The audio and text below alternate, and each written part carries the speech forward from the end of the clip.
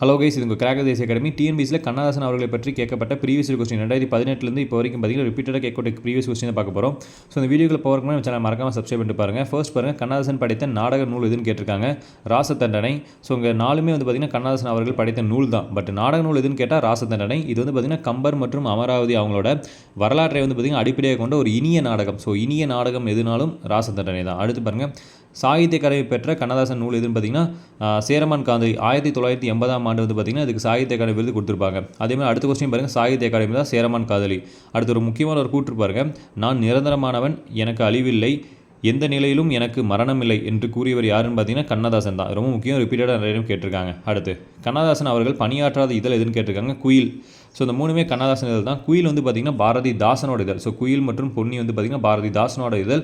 So அதை மாற்றி கொடுத்துருக்காங்க. அடுத்து பாருங்கள், கண்ணதாசன் எழுதிய புதின நூல்களில் சாகித்ய அகாடமி விட்டு. ஸோ பார்த்தீங்கன்னா சாகித்ய அகாடமி ரிப்பீட்டாக கேட்டிருக்காங்க. 1980 சேரமான் காதலி. ஸோ 1980 ஞாபகம் வச்சுங்க, தெரியுமா, அதை இயர் கூட கேட்கறக்கு வாய்ப்பு இருக்குது.